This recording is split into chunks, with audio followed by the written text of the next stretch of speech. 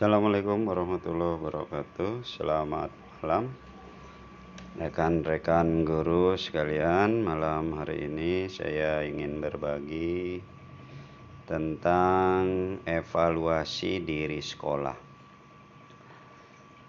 Untuk evaluasi diri sekolah, saya ingin lakukan tanya jawab. Apa itu evaluasi diri sekolah?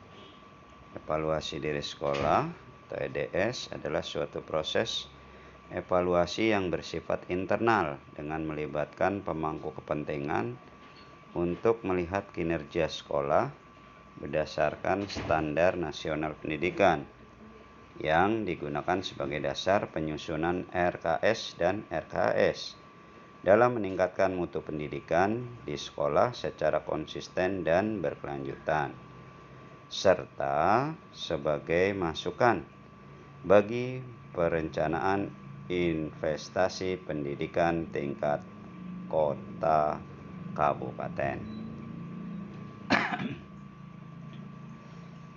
Kemudian pertanyaan yang kedua, apa tujuan evaluasi diri sekolah? Tujuan evaluasi diri sekolah adalah A. Menilai kinerja sekolah berdasarkan standar nasional pendidikan. B.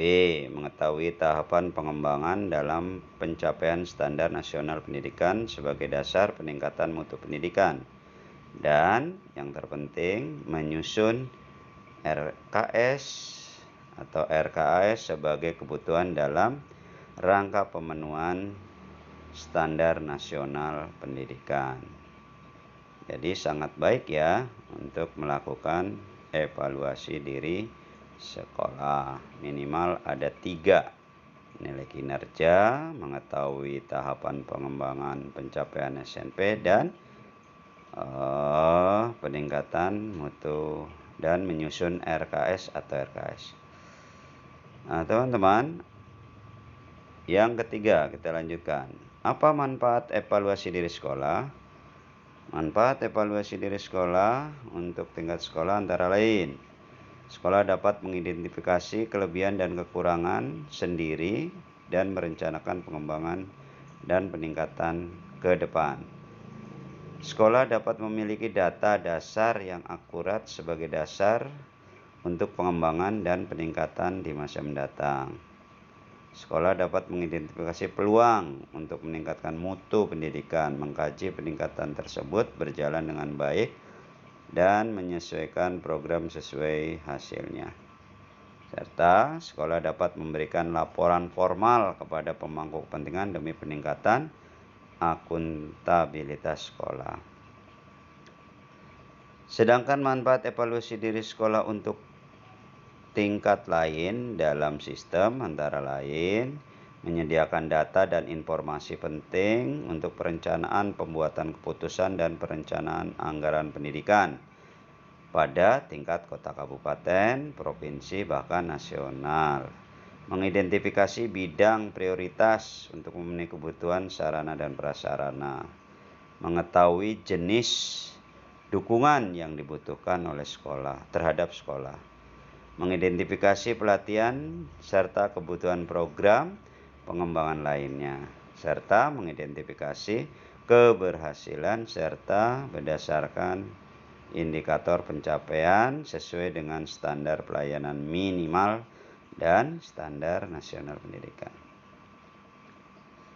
Kemudian yang keempat, apa lingkup EDS? Lingkup EDS menjawab 3 pertanyaan utama. Pertama, seberapa baik kinerja sekolah kita? 2, bagaimana kita mengetahuinya? Dan 3, bagaimana kita memperbaikinya? Kemudian yang kelima, siapa yang melaksanakan EDS? Evaluasi diri sekolah dilaksanakan oleh tim pengembang sekolah yang terdiri dari kepala sekolah, wakil unsur guru, wakil komite, wakil orang tua siswa, pengawas sebagai fasilitator. Dan kemudian ini yang terpenting, untuk mencapai setelah kita mengerti apa itu EDS, artinya, tujuannya, manfaatnya, dan bagaimana siapa yang melaksanakannya.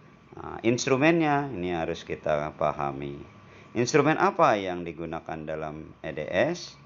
Instrumen evaluasi diri sekolah terdiri 8 standar sesuai dengan Standar Nasional Pendidikan. Setiap standar terdiri atas beberapa komponen. Setiap komponen terdiri dari beberapa indikator. Setiap komponen terdiri dari beberapa subkomponen. Setiap indikator memberi gambaran lebih rinci dari informasi kinerja sekolah. Bagaimana cara mendapatkan data-datanya? Yaitu kita bisa menyebarkan angket tentang instrumen itu. Ya, apa yang kita sebar nanti? Ya, tentunya instrumen evaluasi diri SMP.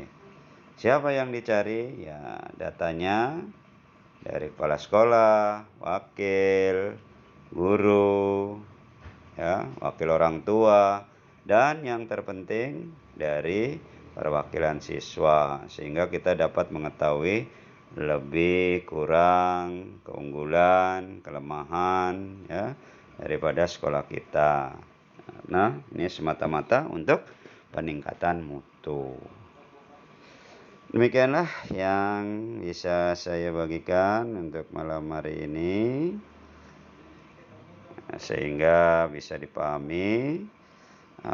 Nanti kita akan mengisi angketnya, isi sebaik-baiknya, dan semuanya itu untuk peningkatan mutu sekolah, sehingga sekolah kita semakin baik, semakin maju mutunya, karena didukung dengan pelayanan minimal dan sudah disesuaikan dengan Standar Nasional Pendidikan. Terima kasih. Assalamualaikum warahmatullahi wabarakatuh.